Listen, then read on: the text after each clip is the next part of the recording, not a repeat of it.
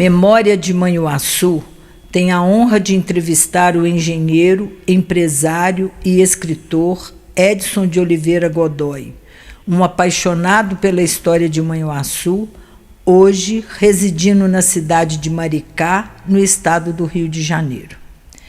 Edson rememora a sua vida e a vida de seu saudoso pai, o reverendo Antônio Godoy, e descreve em detalhes a sua aventura de percorrer toda a extensão da bacia do rio Manhuaçu, da nascente em São João até a foz em Aimorés, para produzir a sua mais importante obra, Rio Saudoso, a história de Zé Galdino, desvendando a vida de uma das mais famosas lendas de Manhuaçu.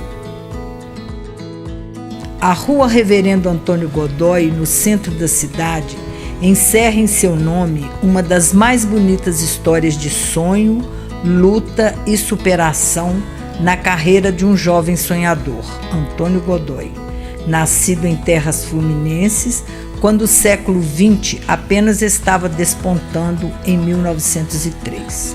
Aos 16 anos, veio estudar no Ginásio Evangélico de Alto Jequitibá, do qual foi aluno fundador, onde se formou no 2º grau. De origem pobre, Antônio Godoy, para concluir os estudos no ginásio, foi trabalhar na casa do reverendo Aníbal Nora como serviçal. Rachava lenha, varria quintal, auxiliava na limpeza da casa, trabalhava na abertura do terreno para ampliar as dependências do ginásio e ainda cuidava dos veículos de transportes daquela época, os cavalos e mulas do pastor Aníbal. Como era o relacionamento do seu pai com o povo de Manhuaçu? Meu pai era muito brincalhão. Gostava de outros apelidos. Tinha um cara lá que falava assim: o senhor é Zedo ou é Azedo? Meu nome é Jovino Inácio Eleutério. Pode me chamar de Zeda. Então você é o Bolingo ou Bolinguinha? Eu sou o Bolinguinha, Bolinga é meu irmão. E tinha uma coisa interessante, que ele conquistou definitivamente a colônia sírio-libanesa de Manhuaçu, os turcos lá de Manhuaçu, que era grande a população árabe de Manhuaçu. E a casa pastoral não era onde ela é agora. A casa pastoral era em frente à casa da Dona Lilita, no Dom lá do Pinto Coelho. Pinto Coelho não, Dona Lilita e São Ludão. Parece que essa casa parece que foi tombada, né? Patrimônio histórico de Manhuaçu, e merecia ser tombada mesmo. A casa pastoral era ali em frente. Então a gente descia aquele morro do Raposo ali, correndo, subia aquilo ali, a gente era garoto, né? E lá do outro lado descia o morro do Raposo, depois continuava o outro morro de por agora, até lá na ponte do Vale Barato. Atravessava a ponte do outro lado da ponte, que era lá o armazém, sua Giriza. Giriza era um sírio libanês, ele parente do Najib Férias ali, parece.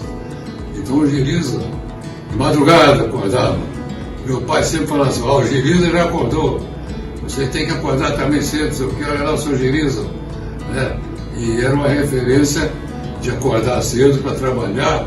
Meu pai dava aí os parentes dele, a turcaiada, que meu pai fala, sai cedinho caminhando aí, ó, falando na linguagem deles, percorre a cidade todinha, caminhando os árabes aí, né? E quando o Giriza morreu, lá no cemitério, meu pai fez uma preleção, citando essas coisas, que o Giriza era símbolo de trabalho, acordar cedo, e fez uma referência muito boa à colônia sírio-libanesa, lá em Abraão, em terra estranha estou, e como eles trabalhavam pela cidade. Todo o pessoal dali para frente passaram a ter um carinho especial com ele.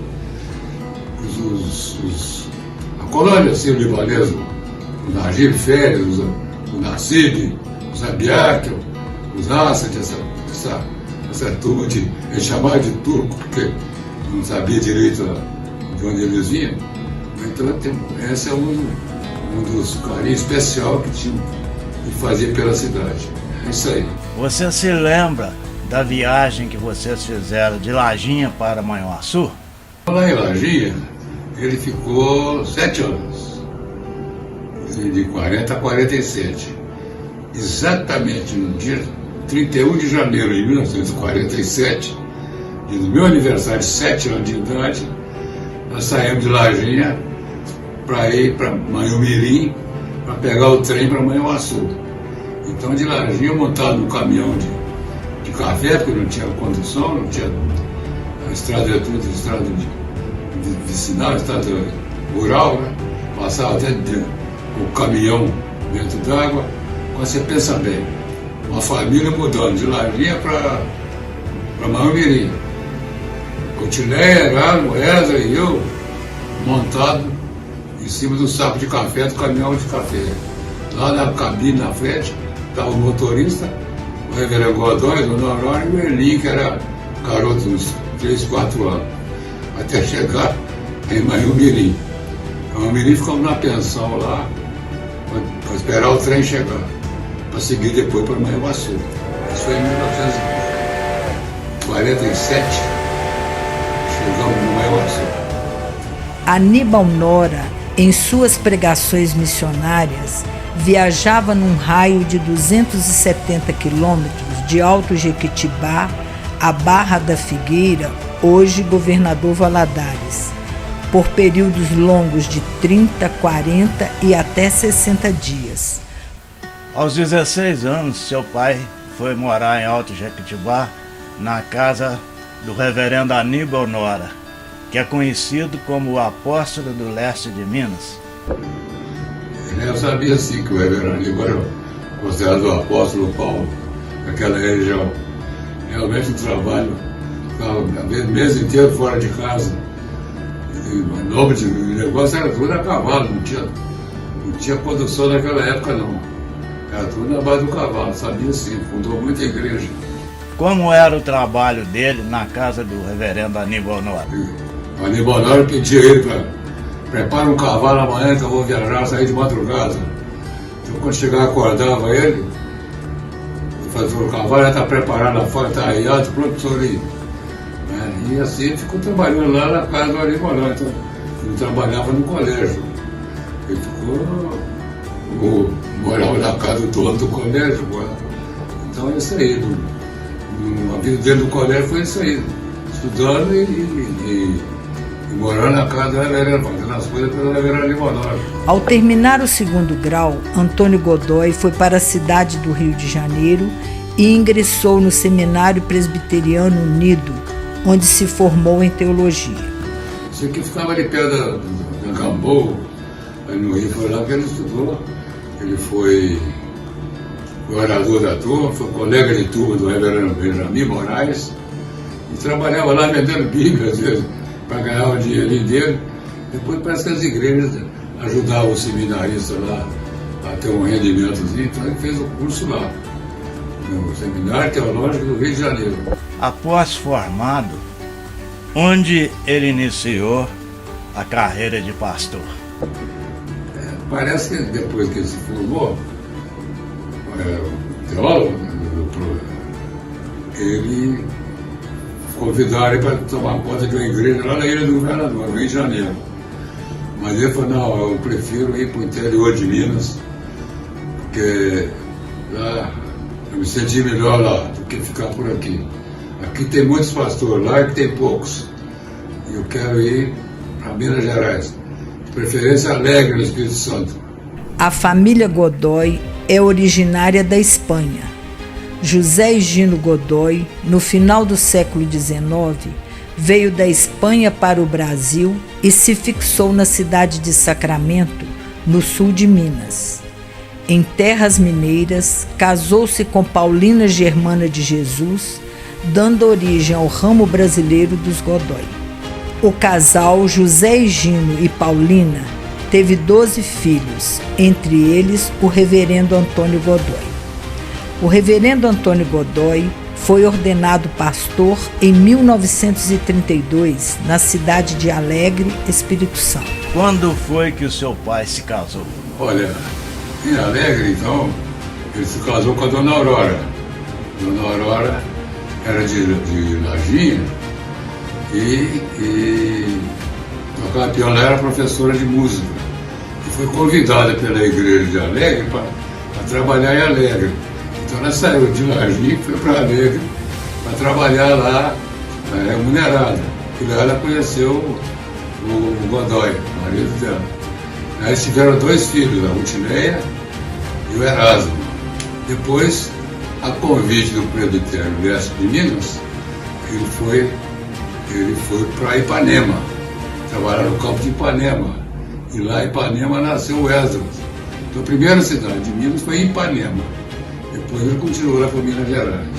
O ano de 1937 foi muito agitado para a família Godoy.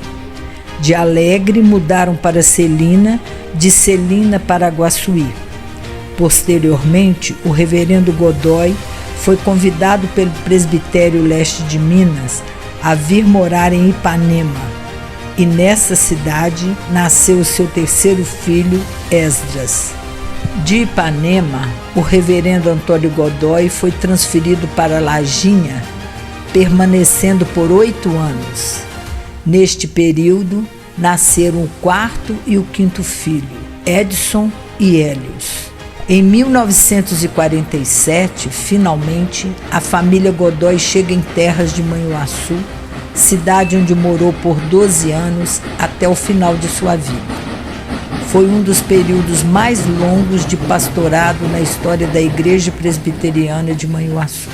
Em Manhuaçu, nasceram o 6º e o 7º filho, Antônio Carlos e Celeste Aurora. Ao todo, o reverendo Antônio Godoy teve 7 filhos, 19 netos e 10 bisnetos. Como era o trabalho do seu pai à frente da Igreja Presbiteriana de Manhuaçu? Olha, eu não sei bem os cargos que ele ocupou especificamente. Eu sei que os Cícero Siqueira se revezavam, um vice-presidente, outro presidente, mas ele tinha uma admiração especial pela SAF. O reverendo Antônio Godoy foi apaixonado pelo trabalho feminino na igreja, supervisionando e orientando as mulheres da Sociedade Auxiliadora Feminina, em cuja federação exerceu brilhantemente o cargo de secretário.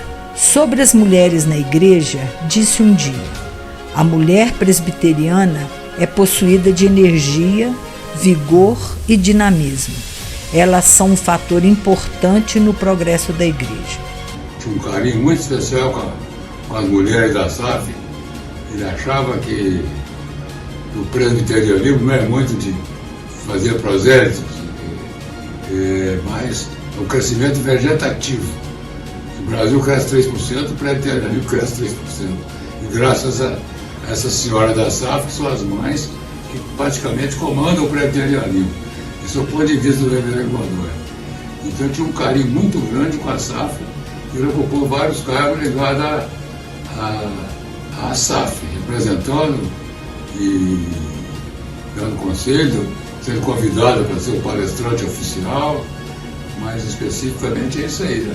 Sua filha, professora Rutileia Godoy Caldas, foi diretora da Escola Estadual Monsenhor Gonzalez no período de 1983 a 1985.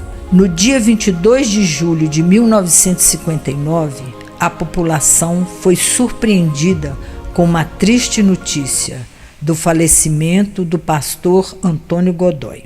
Ainda de manhã, a Praça 5 de Novembro, as proximidades do templo e a casa paroquial ficaram repletas de pessoas que chegavam dos 4 cantos da cidade para prestar uma última homenagem ao pastor, amigo, prestativo, cordial, brincalhão e sempre alegre, que conquistou os corações e mente dos habitantes de Manhuaçu.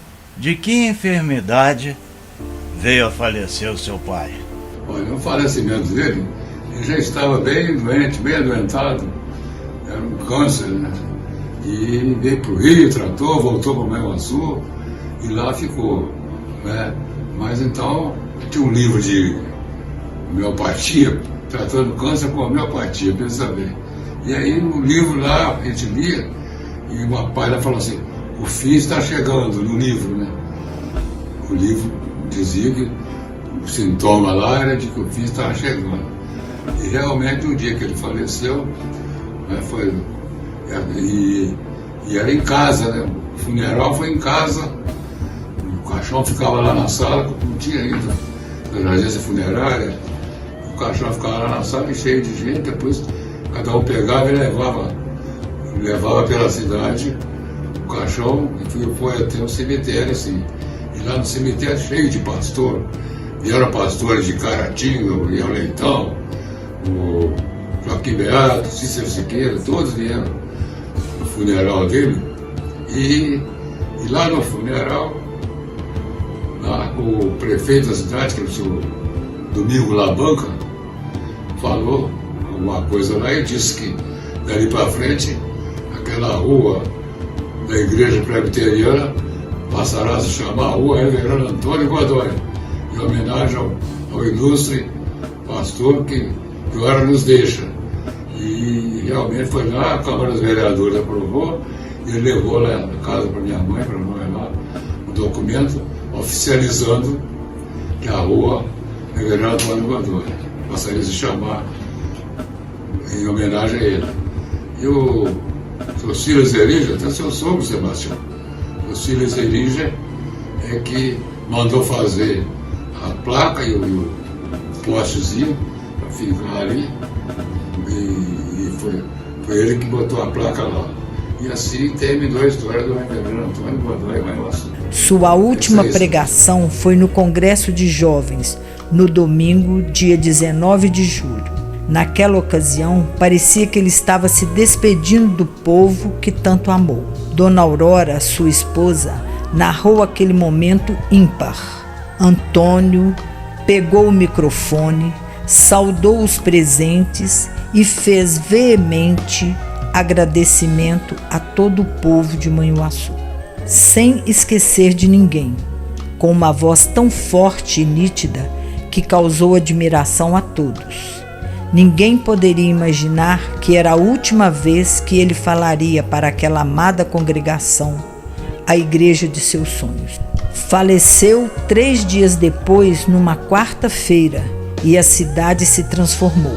No velório do reverendo Antônio Godoy, compareceram centenas de pessoas e dezenas de pastores, não só presbiterianos, mas pessoas de todas as religiões e classes sociais.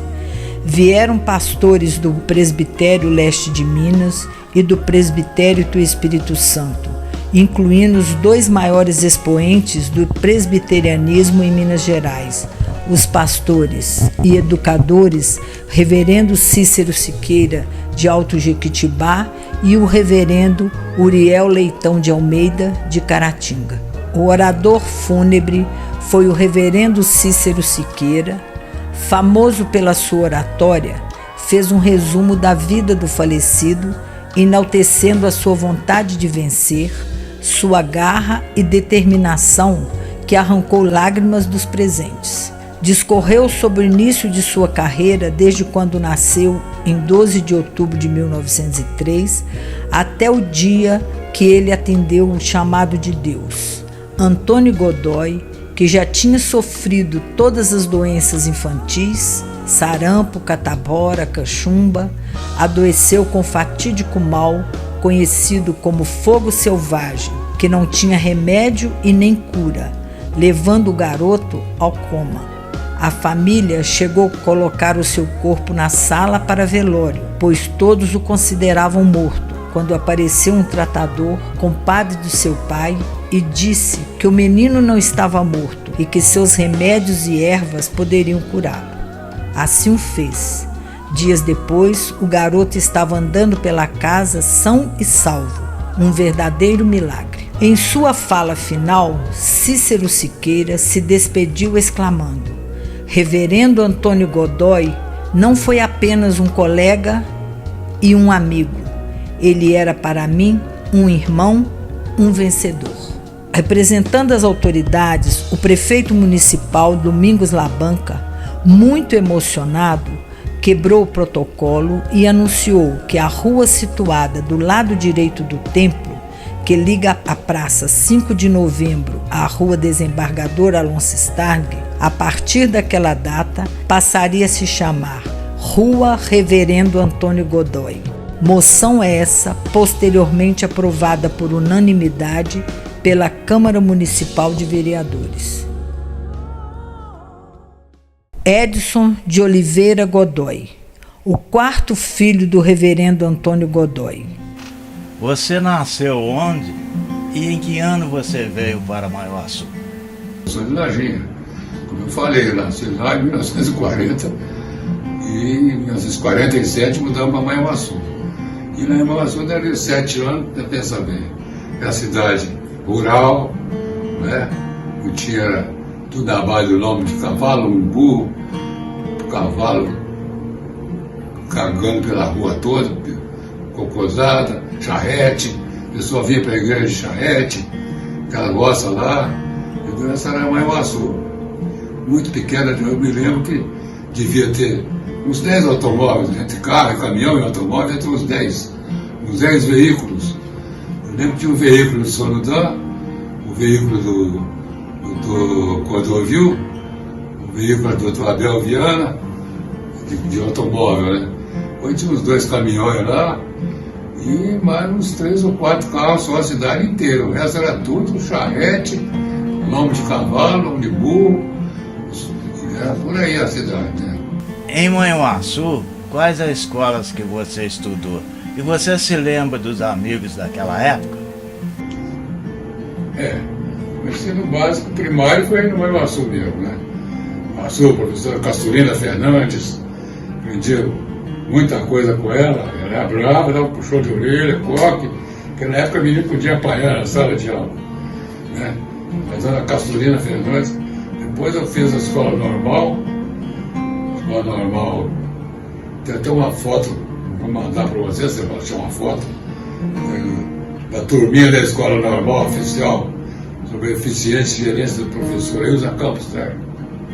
E da escola normal, então, depois eu fui para Jequitibá, fiz o primeiro, segundo e terceiro científico, e depois vim embora para o Rio de Janeiro para fazer faculdade. Assim como todos que vêm morar em Manhuaçu, ele apaixonou-se pela rica e diversificada história do município. Lembrar dos tempos de jovem lá do Manhuaçu, na faixa de 15, 14, 16 anos, né? Tinha muita. Um grande amigo meu, o seu cunhado, Laci Elígia, que era eu, Agildo e Laci. Agildo Campos e Laci. Nós 3 éramos lá do Jequitibá e tinha muita ligação. E você conseguiu trazer o Laci de Belo Horizonte para o lançamento do divisor de águas, aí, coisa rara. E o Laci é meio arredio, né? A Leni também, sua cunhada, minha colega de turma. O Clairton, meio cego, meio enrolado, mentiroso como ele só. O Clairton, um belo dia, falou assim: não, com a Leni, eu ajudei muito esses filhos do Godoy. Nem conhecia o meu pai. Eu falei, Clairton, se não fosse você, não seria nada na vida, né, Clairton? Brincando com ele, né? Outra vez ele falou assim: Clairton, quando eu ia pescar com o Ataúfo Alves, ele era de Miraí, então eu dizia que era amigo íntimo do Ataúfo Alves, né? Esse era o Clairton. Brincava muito com ele mesmo, falava: ô, Clairton, você chuta pra caramba, né? Mas então, essas coisas assim, lembrar tem muitas outras historinhas assim, mas isso é bom sentar num cantinho assim, conversando fora do ar, digamos assim. Muito boa a lembrança, mas as suas perguntas foram abrangentes, atingiram todas as áreas, tá bom? Valeu. Como é formada a sua família? Em que faculdade você fez o curso de engenharia? Minha família, eu tenho 3 filhos, não tiveram filhos, então eu digo que eu tenho meu harém aqui. Edson Godoy e suas 4 mulheres. As minhas 3 filhas e mais a Jane, que é minha atual esposa. E convivo com eles aí numa boa, passeamos muito, as festinhas e tudo. E está dando, graças a Deus, para tocar a vida bem, sem maiores problemas. Agora, a Jane, minha mulher, ela trabalhava num gabinete de um vereador e ficou, o vereador perdeu a eleição, ficou desempregada. Então, para dar uma mesada para ela não se sentir constrangida, eu brinco que eu promovi a cuidadora de idoso. e recebe então pelos honorários como cuidadora do idoso que sou eu, né? E assim nós vamos brincando e levando a vida que segue. Bom, eu entrei na faculdade em 1962, até 1966, na Escola Fluminense de Engenharia, em Niterói, Rio de Janeiro. E de lá me formei em 66. Quando foi que você teve a ideia de escrever sobre Zé Galdino e percorrer o rio Manhuaçu? Exato. A nascente é ali logo na saída de São João, tem uma você sai do asfalto, tem uma estradinha de chão, acho que vai para Santa Margarida. Entra naquela estradinha de chão, uns 8 a 10 quilômetros, tá lá uma fontezinha lá, era ali que nasce o rio Manhuaçu. Então eu saí por ali, descendo e fazendo perguntas. Cada cidade que eu parava, me indicava alguém que deveria responder mais alguma coisa. Eu fui parar em Aimorés, no Espírito Santo. Tudo atrás da história do Zé Galdino. Mas tudo começou com relação ao livro do Zé Galdino, ô Sebastião. É porque aqui no Rio, Adnir Balmont me disse que você não quer escrever a história do Zé Galdino. Tem um cara aqui que toca violão aqui no Jardim do Palácio, do Catete, todo domingo à tarde. E ele chama Vivi. E o Vivi sabe muito a história do Zé Galdino, porque o Vivi morava em Manhumirim e trabalhava num bar lá, num restaurante, na família Teixeira. E tinha um contrato de oferecer comida para os presos. Então o Vivi ia levar a comida para os presos e o Zé Galdino estava preso lá. Então o Vivi conversava muito com o Zé Galdino, se tornou assim um admirador, mas querendo saber que história era o Zé Galdino, e o Vivi jurava de pé junto o Zé Galdino estava vivo. E aí eu fui lá, o Dini me falou, eu fui num domingo lá no Palácio Catete e conversei com o Vivi. O meu nome é Vivaldo Figueiredo, mais conhecido no meio artístico e religioso Vivi. 2V, 2Vi. Minha vez chegou, minha vez. Minha vez chegou, meu amor.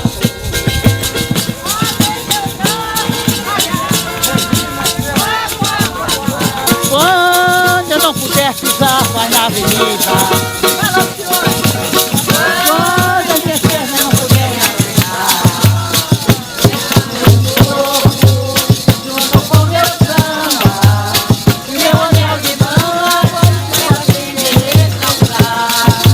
Não deixe o samba acabar, o morro foi feito de samba pra gente sambar.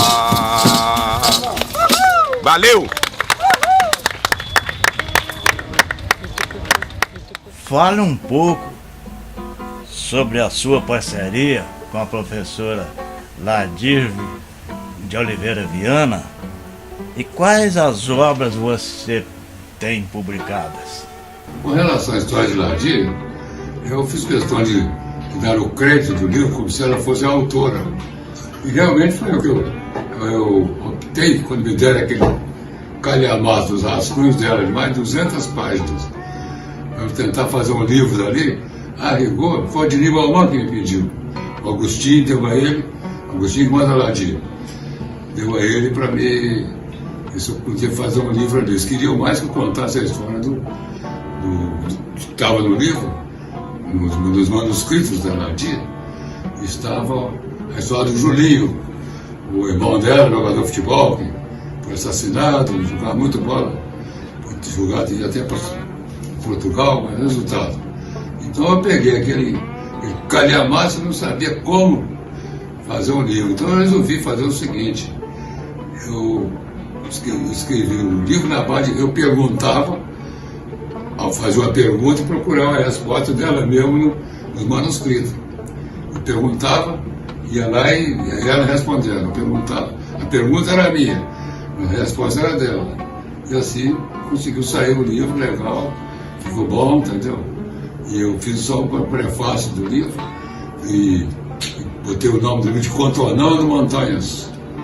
Contornando Montanhas, porque na história dela, ela diz que a fé remove montanhas. Mas se você não tiver fé para remover uma montanha, vai contornando a montanha pelo lado, você chega lá no topo. E é por aí. As Trapalhadas de Bob Clouseau. Cheio de brincadeira, história de um amigo meu que enrolado pra caramba, com muita confusão na vida. Grande amigo meu, desde longa data, história de engenharia, que nós nos conhecemos, né, ficamos muito amigos. E depois agora tem as memórias de Ladir. A Ladir foi só professora aí no Jequitibá. Vou mandar um exemplar para você. Em 1950, o rio Manhuaçu era bastante diferente do que é hoje. As águas cautelosas eram o dobro da vazão de agora. Grande parte de sua extensão era navegável por pequenos barcos. 3 pontos muito frequentados naquela época e que hoje não existem mais se destacavam: a Cachoeira Chata, a Cachoeira do Joaninho e a Prainha Formosa ou da Cambuta. A sua maior alegria foi quando descobriu no leito do rio um bote abandonado que foi reformado e passou a explorar os trechos navegáveis do rio. Edson deu o nome ao seu bote de Albatroz.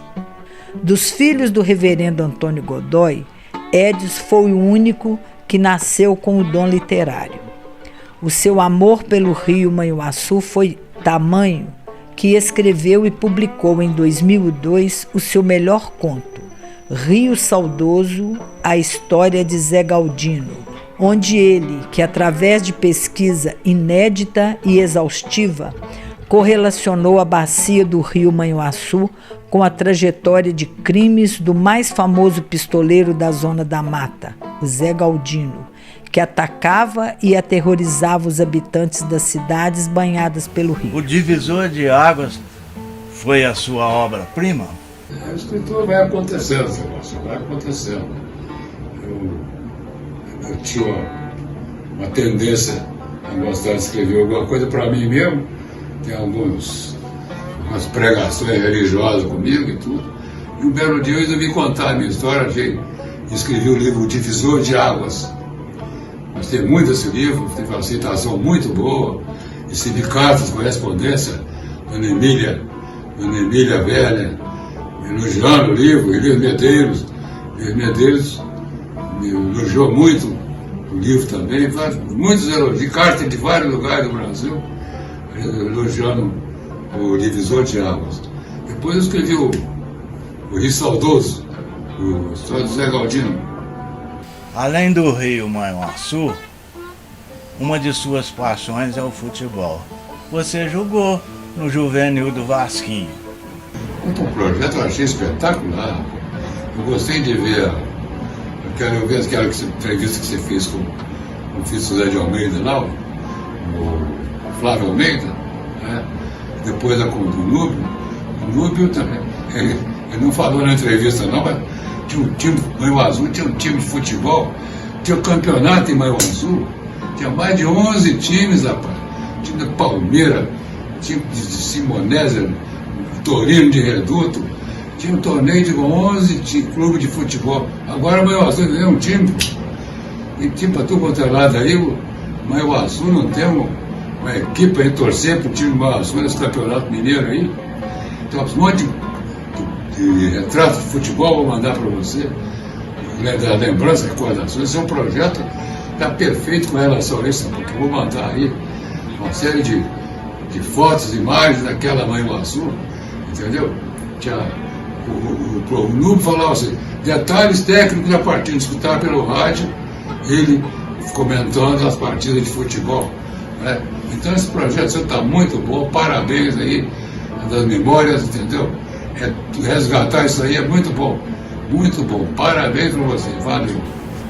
O seu sobrinho, Carlos Ribeiro Caldas Filho, foi o único da família que seguiu os passos do reverendo Antônio Godoy? Realmente tem agora um sobrinho filho do Heron, irmão do Carlinhos, está fazendo seminário agora, depois da segunda geração. Tem um que está fazendo agora. O Heron Júnior vai ser pastor, está estudando no seminário de Campinas. Vai ser pastor também. Seguir a voz do avô. Bisavô, no caso. Em 1963, Edson Godoy passou num concurso para ser professor do Ministério da Educação e Cultura na área de alfabetização de adultos. Era um projeto arrojado do governo João Goulart, que pretendia alfabetizar 5 milhões de brasileiros através do método Paulo Freire. Em 1964, a ditadura militar baniu o método e destituiu os professores do MEC, cassando seus direitos civis. Edson foi salvo da prisão graças a um grupo de militares presbiterianos. Antes de se estabelecer como empresário, Edson Godoy trabalhou nas seguintes empresas: Centrais Elétricas Fluminenses, hoje Enel, Empresa Brasileira de Engenharia, Campo Petrolífero de Carmópolis, Sergipe, Refinaria de Petróleo de Campinas e Usina Siderúrgica de Volta Redonda. É uma vida prolongada, meu irmão. Engenharia elétrica, comecei primeiro trabalhando. Engenheiro das Centrais Elétricas Fluminenses, depois agora é Enel, mas era Centrais Elétricas Fluminenses. E eu não estava gostando muito de paletó e gravata, trabalhando lá com paletó e gravata. Quando eu estudava engenharia, eu sempre me admiti, eu trabalhando de calça jeans, bota, capacete, tocando obra. E aquele negócio de ficar lá no escritório de paletó e gravata, um burocrata, não estava me agradando. Então eu resolvi sair, pedir demissão do emprego público, para trabalhar numa firma empreiteira, sujeito a ser demitido. Mas eu preferi aquilo porque era onde eu queria trabalhar, né? No campo. E assim eu fui para a Empresa Brasileira de Engenharia, a EB. E lá na Empresa Brasileira de Engenharia, o primeiro trabalho foi para o Nordeste, trabalhar lá no campo de petróleo que a Petrobras estava fazendo em Carmópolis, Sergipe. Eu residia em Aracaju, e eram 50 quilômetros de Carmópolis. Nós tínhamos que fazer o trabalho nosso lá, era levar eletricidade para mais de 100 postos de petróleo, porque a bomba que suga o petróleo é movida a eletricidade. Então tinha que ter um transformador em cada poço. Esse trabalho era grande, complicado, porque tinha também dali o petróleo escoava então para pegar os navios e vir embora. Aí eu saí de Carmópolis e fui para Campinas, trabalhar na refinaria de petróleo de Campinas. E lá em Campinas, lá nasceu a Adriana, minha filha, entendeu? E lá em Campinas, então eu trabalhei pra caramba, gostei muito do serviço. De lá eu voltei para Volta Redonda, e lá eu fiquei 13 anos em Volta Redonda.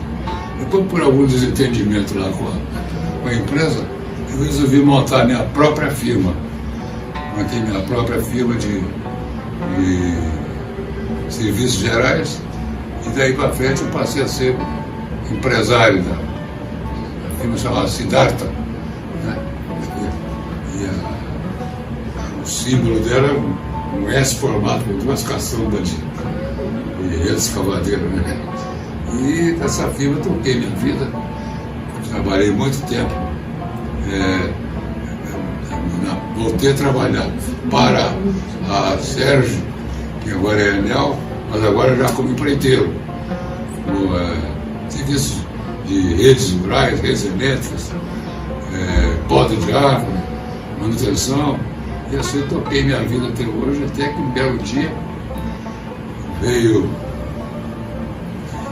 a anistia, a lei da anistia, e eu por razões lá eu fui beneficiado pela lei da anistia, porque eu trabalhei antes de entrar na engenharia, fiz um concurso para ser professor do método Paulo Freire, educação de adulto. Esse método Paulo Freire, quando eu vi a ditadura, consideraram aquilo altamente subversivo. Todo mundo era comunista, tinha que ir preso quem trabalhou no método Paulo Freire. E eu tinha trabalhado, tinha passado de concurso. Aí, esse método Paulo Freire, eu só não fui preso porque tinha uns militares ligados ao presbiterianismo. O Paulo Gripe, você conhece o Paulo Gripe? Era capitão, major, não sei. E o Paulo Gripe intercedeu por mim lá e eu não fui preso. Mas depois veio a lei da anistia. E a lei da anistia considerava que o cara foi prejudicado. Tinha que levar lá meus documentos, meu diploma de engenheiro. E, pela lei da anistia, eu trabalhei no Ministério da Educação. Fui lá buscar o documento que provava que eu tinha passado no concurso, fui lá na Biblioteca Nacional, vasculhei lá para procurar achar o jornal de 1964 que dizia da minha aprovação no concurso e a minha nomeação para professor do MEC. Eu consegui achar o jornal, levei lá, a moça tirou cópia, anexei o processo e fui anistiado, fui aposentado e como engenheiro, porque segundo a lei tinha a proibição impedia dos sujeito ser o que ele fosse. Resultado, eu me aposentei como engenheiro do Ministério da Educação e estava tocando a firma. Aí eu vi um belo dia, andando lá pelo centro de Niterói, com a firma ainda, eu deixei o carro no estacionamento e era R$5 por hora. E eu fui no banco, quando eu saí do banco, eu tinha faltado 5 minutos para passar de 1 hora, eu tinha que pagar mais R$5. Então eu subi correndo na rua, esbarrando todo mundo, porque ia pagar mais R$5 de estacionamento. Tinha que chegar antes de se achar 1 hora. Aí uma bela hora, o que é isso, gente? Eu estou aqui, estou aposentado, tenho minha firma, estou correndo por causa de cinco reais. Quer saber de uma coisa? Parei num bar lá, pedi um chopp e deixa o tempo correr. Passou 1 hora, passou 2, paguei quase R$20 de estacionamento. Mas daí falei, vou parar de trabalhar. Bom.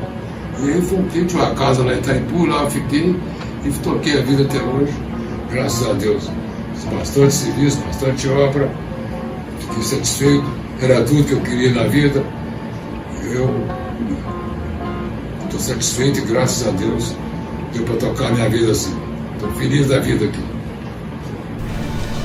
E a sua filha Lília, a nossa cinegrafista, fale um pouco sobre ela. A história da Lília eu já contei mais ou menos no livro Divisor de Águas, com detalhes. O título dizer O Homem Também Chora. A rigor, deve-se muito à recuperação da Lília. A mãe dela que pegou pesado, pegou firme o tempo todo, não chegava financeiramente. Mas quem batalhou foi a mãe dela, e tinha uma prima que morava conosco, a Rutileia, que também ajudou muito, porque tinha uma série de coisas para fazer. Indicaram para a gente lá no Rio, no tal da clínica do Dr. Veras, ali no Tete, clínica do Dr. Veras, em que aplicava o método do Grindalman, um psiquiatra lá, que fez um método que exigia muito exercício físico para recuperar pessoas que tinham um cérebro pesado, com problema no cérebro. Então era um monte de exercício e a gente ia lá para a clínica, quem tinha dinheiro pagava, quem não tinha dinheiro, as mães que não tivessem dinheiro para pagar a clínica, ajudavam no trabalho de recuperar as pessoas. Por exemplo, tinha um exercício lá que deitava a criança e eu vi, essa criança chegou lá em cadeira de roda, toda ruim, pegaram aquela criança babando, boca torta, cadeira de roda, deitaram ela numa cama lá e ficavam quatro mulheres, uma segurando o pescoço, uma em cada braço, uma em cada pé, virava o pescoço para o lado, outra virava a perna para cima, outra para baixo, dois, invertia, fazia aquilo exaustivamente para aquela criança poder começar a saber que tem cérebro, que tem coisa. E durante uns 3 meses eu vi aquilo, um belo dia eu cheguei lá, a criança estava bem recuperada e tenho certeza que ela se recuperou, não vi sequência.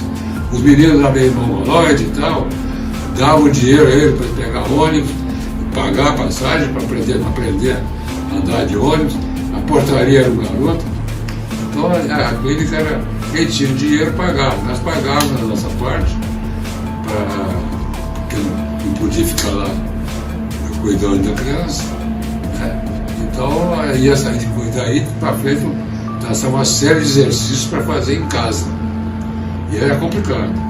Tinha um exercício que eu fui uma vez, no campo de futebol, e que eu andava engateando com a Lília, porque lá no método eu dizia que quando a criança engatinha, ela está desenvolvendo o olfato. Então eu tinha que engatear de um gol a outro. e a Lília vinha na frente, tinha atrás dela, vamos, coisas desse tipo, assim, série de exercícios, muita coisa bem feita. Mas primeiro ela queria fazer. Pequenininha já começou a competir, competições e ganhava, e foi crescendo, competições. Hoje a casa dela está lá cheia de títulos, cheia de medalha, porque ela continua ainda competindo. Competir faz parte da vida dela. Mas foi uma vitória muito bonita quando ela se recuperou legal. O método Greidol eu recomendo. Se alguém tiver problemas aí, não sei se a clínica do Dr. Vera ainda existe, mas procure se informar, que realmente funcionou com a vida e com muita criança recuperada lá. Entendeu? Foi uma vitória muito bonita, a saga da Lília, saiu vitoriosa, está aqui em casa hoje, mandando eu ver aqui. Ela tem canais aí de WhatsApp, tem YouTube, sei lá, tá cheia de atividade. A bichinha não para não, a Lília continua mandando ver, é isso aí. De sua obra O Rio Saudoso, a história de Zé Galdino, destacamos um trecho imperdível quando descreve em minúcias a enchente do rio Manhuaçu. Diz o texto: iniciou com uma chuvinha miúda que caiu o dia inteiro e varou noite afora. No dia seguinte, em vez de diminuir, a chuva aumentou. A água do rio foi se tornando barrenta e ia vagarosamente saindo do seu leito. E a chuva continuava mais forte ainda. Os fundos dos quintais e os porões das casas ribeirinhas já estavam submersos. Deu uma estiada, alívio geral. Pararam de se preocupar, pois as águas iriam baixar.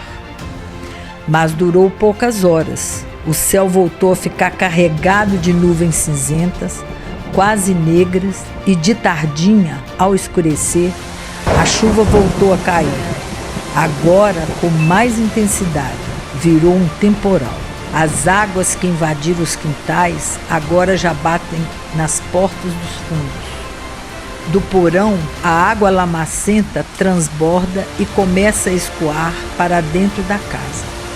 Arrastam-se os móveis e os colocam em um lugar mais alto dentro de casa. Mas a água continua subindo. Tem que sair de casa e começa uma mudança às pressas debaixo de chuva. Tudo que pode é retirado de dentro das casas.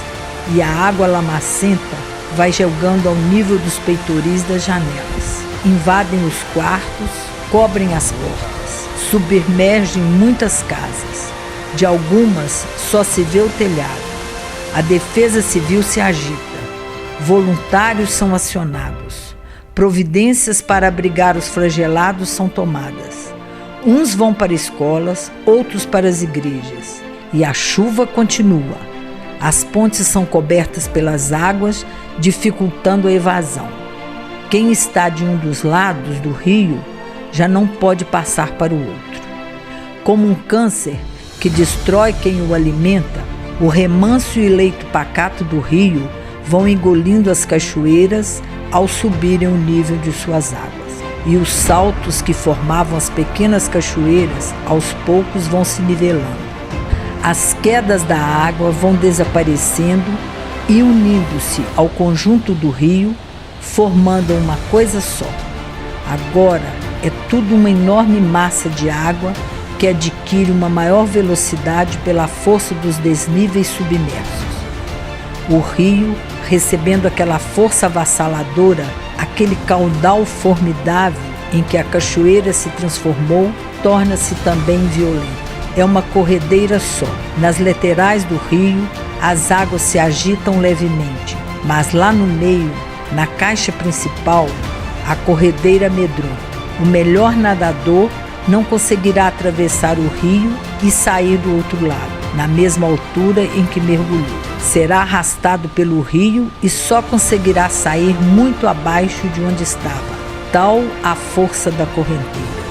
Mesmo de bote, será necessário ir beirando o rio acima, pelas margens, até bem acima do ponto desejado e remar vigorosamente ao atravessar as corredeiras do meio do rio. Se assim não o fizer, o remador chegará bem abaixo do ponto desejado. Galhos, troncos, árvores inteiras, moitas de capim, pequenos aglomerados de formigas que se apoiam em alguma folha, que descendo boiando, cobras que nadam desesperadamente à procura de uma margem, porcos, cabritos e pequenos animais que morreram afogados, vêm descendo, boiando espaçadamente numa procissão tenebrosa. Tudo isso são destroços que o rio vem trazendo em suas águas. Analisando-se esses destroços, dá-se para saber se as águas estão subindo ou não. Quando o rio já não vem trazendo mais esses testemunhos de sua força destruidora, é porque suas águas pararam de subir. Finalmente, as águas começam a baixar. E as populações que vivem próximo das margens do rio iniciam a penosa volta para casa, ver os estragos que as enchentes causou. E iniciam a faxina geral, primeiro com pás e enxadas para tirar o grosso da lama. Depois, com baldes e vassouras, começam a lavar tudo. E reconstrói tudo de novo, no mesmo lugar. Mesmo sendo uma percursora de catástrofes, a enchente é um espetáculo bonito de se ver para poder filosofar a força da natureza em todo o seu esplendor. Enchentes vêm se repetindo há milhões de anos. Foi assim que o rio cavou seu leito, encaixou suas águas por entre as montanhas. Já estava aqui quando o homem se aproximou dele, na esperança de domá-lo. A enchente é um aviso do rio: não tolham o meu caminho.